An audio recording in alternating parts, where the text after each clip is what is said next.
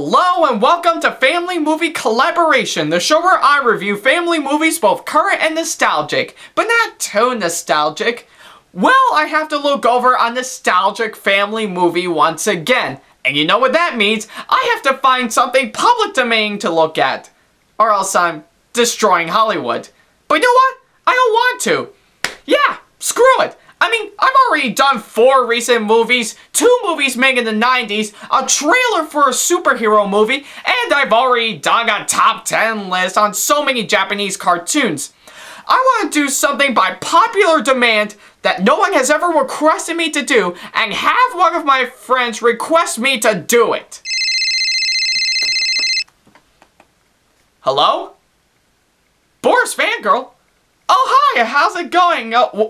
What? What do you want me to review? The Water Babies?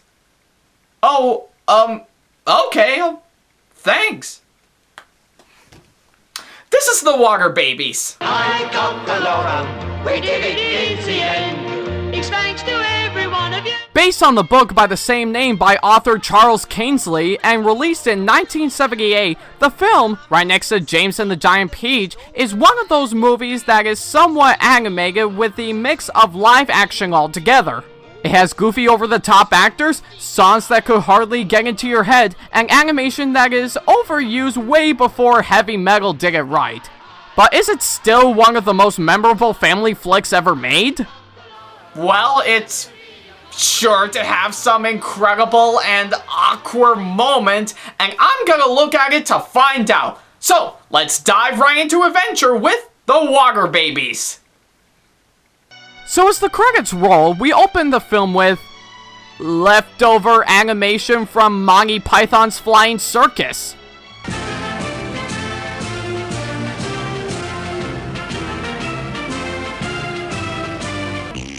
No, actually it starts off with a chimney sweeper named Tom, who is also being served as nothing but trouble for everyone in the entire town. Hey, come back here, you whippersnapper! He gets caught by our villains of the movie, played by James Mason and Bernard Cribbins, who then take him to the home of Mrs. Do-As-Yours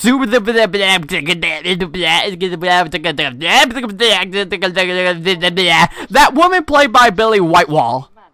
No, does the want the chimney swept, or does the not want the chimney swept? Come in. And you can leave that thing outside for the start. I just realized that maybe chimney sweepers are a disgrace to humanity. I bet you didn't even know that, didn't you? I've just sheeted all the rooms where there's chimneys to be swept. You brought plenty of soot bags, I see. Well, use them.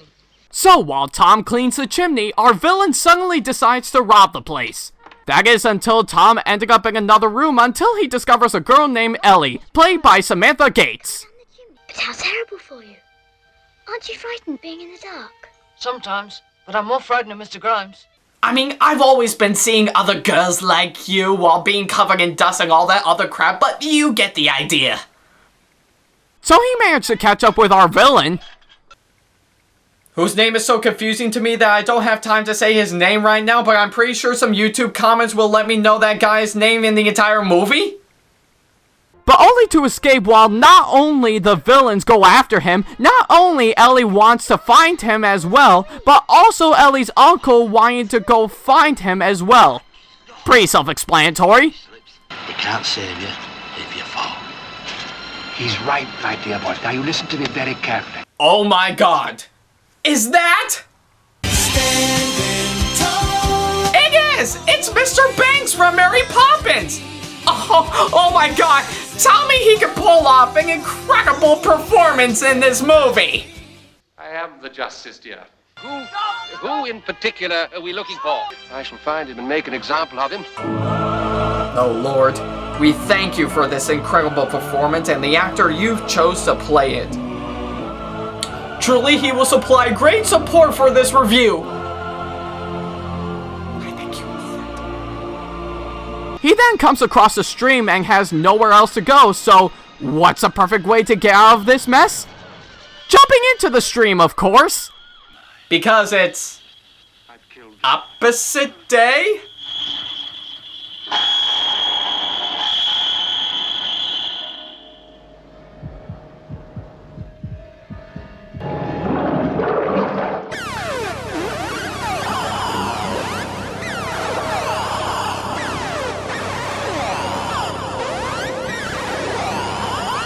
So after he makes it through the underwater portal, or maybe he got a really bad migraine from passing by the rapids from Jumanji, his animated alter ego woke up and realized to a stunning situation.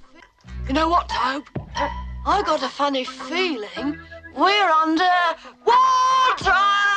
I could tell because some guy off camera is pulling some invisible rope while I'm screaming out my lines! Like Dog Hunt!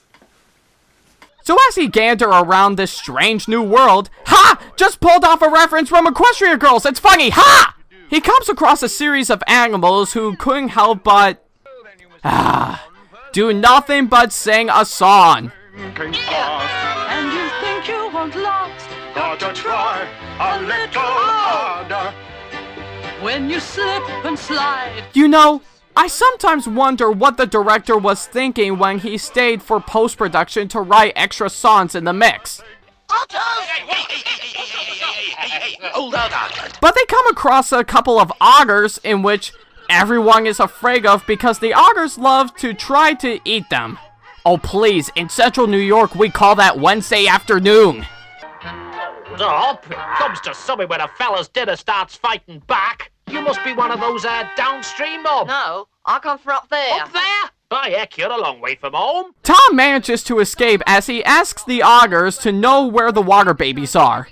Again, pretty self-explanatory. There's no argument there, son. Only thing is, though, the dangers. What dangers? Otter hounds. Only one sniff of me and it's a cheerio. Here comes supper. Well, then who can't help me? Your best chance would be the water babies. Water babies? Right out at sea, they are. Which way's right out at sea? Downstream. That's for us then, Toby. Come on, boy. Thanks, Mr. Alter.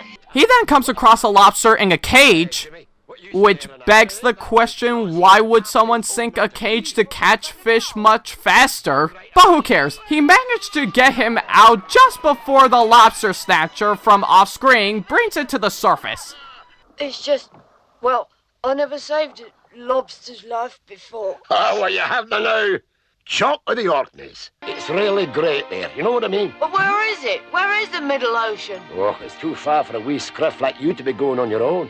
Well, apart from the normal hazards of sea travel, there's that hairy great killer shark. Boy, the animators were very concerned when they decided to put a shark in this movie. I wonder how the shark went after they were done shooting that scene. I'll travel miles and miles for food while circling around a bunch of times.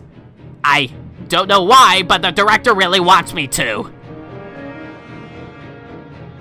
So they come across a sunken boat as they see a seahorse named Terrence. Good thinking on that one, guys. Well, south where I hear him singing from sometimes, and I'm lonely. You can come with us. You can show us the way. So after Terrence had his little musical moment, they offered him to come with them as they then come across a field of ocean tentacles. How are they gonna get out of this?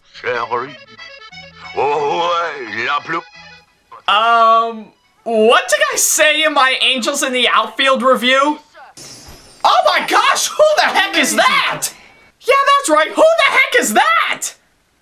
That, surprisingly, is an Inigo Montoya-like swordfish named... Actually, I don't know, his accent is so sharp that it's kind of hard to understand.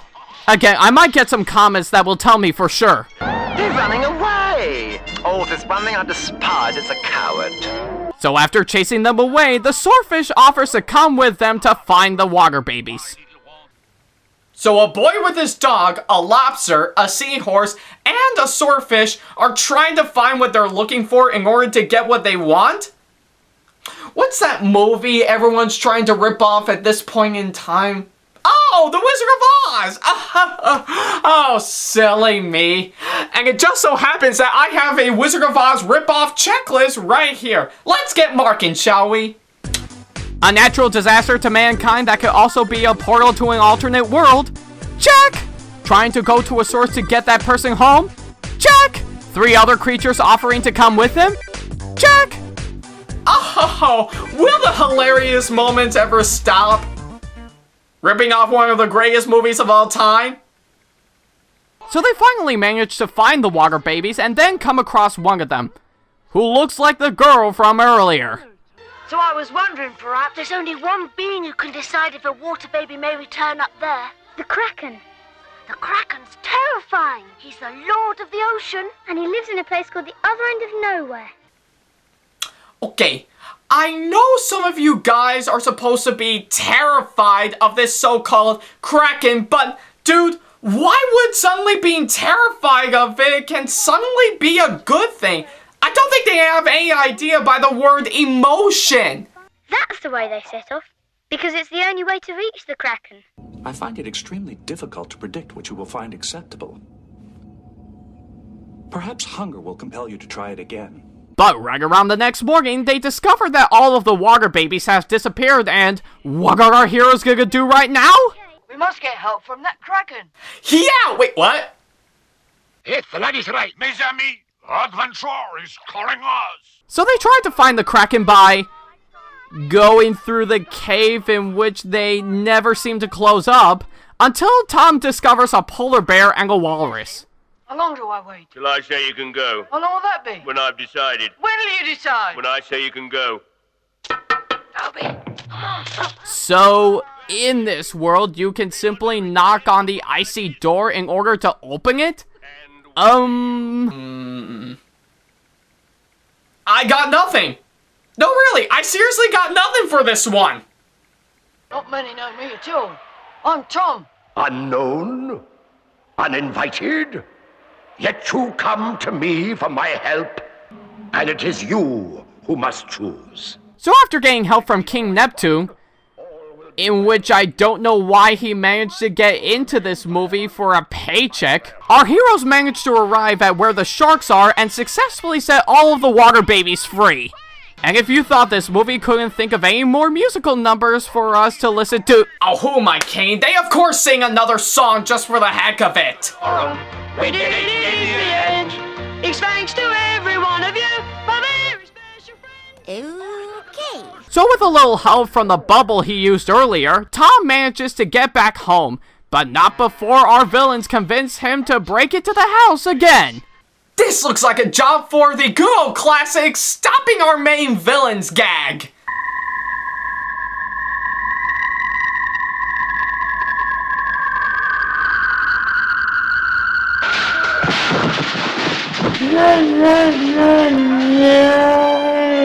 So our villains were taken away, Tom is now part of the family, and the movie ends with Tom and Ellie looking back at the world Tom visited, while not showing it anyways by hearing the characters' voices in the background. Well, might as well end it with Tom and Ellie running back home just in time for the credits to roll.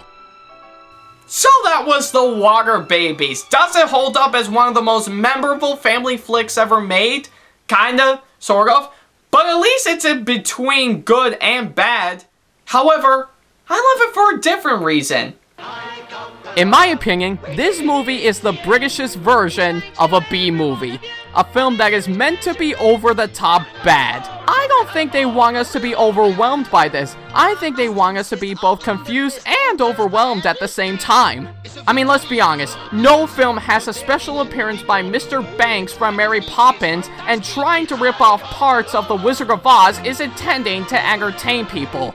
But in a strange turnout way, it's a damn fun time. I mean, okay, it's not for everyone. All it is nothing but just a movie that is trying to entertain kids of all ages. But if you're looking for one that is completely over the top in the best way possible, then this is the perfect British B movie for you. So I'm going to give this a 6 out of 10 on the family movie collaboration number scale. Like I said, it's not for everyone, but by all means, I truly recommend it as a family classic. I'm Ackley Attack 4427, and now if you'll excuse me, I'm gonna go deliver laundry. I got the Laura. We did it in the end. It's thanks to every one of you, my very special friends. Oh, not at all. Should we have a ball? A real old Highland friend. And I must insist, I wouldn't have missed all this for anything. It's a victory for decency, for daring and decorum. It's magnifique, it's fantastic, it's high calcularum. Whoops, I shall find him and make an example of him.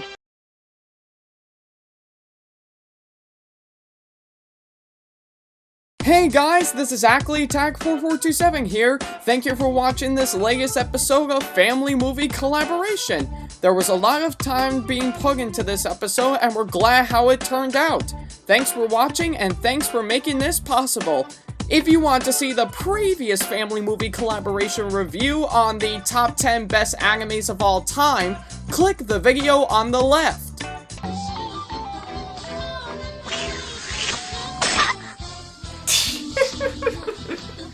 There is no way you could try to make it not funny. This is comedy gold. If you want to see an episode of Thomas's Adventures with Sam the Thomas Man 1 and Ackley Attack 4427, click the video in the middle that'll take you to the 21st episode, Rusty to the Rescue. Hey, look at that! I'm driving a bulldozer! Woo-hoo-hoo-hoo-hoo. And if you want to see a video on my main channel, click the video on the right that'll take you to my convention vlog on Toricon 2015. Sup, Team Aqua? Fear us, we'll flood the world. The people I have to deal with these days. Speaking of that, if you want to see our own content that me and Sam create, then feel free to click on one of the two icons that'll take you to our main channels. If you have any constructive criticisms or any advice on how we can improve our videos in the near future, or want to leave requests for what the next Family Movie Collaboration review will be, then feel free to leave them in the comment box below. If you want to see more videos on this channel coming up in the near future, then feel free to click on that subscribe button. Thank you for watching and stay tuned for my next review. Until then, take care!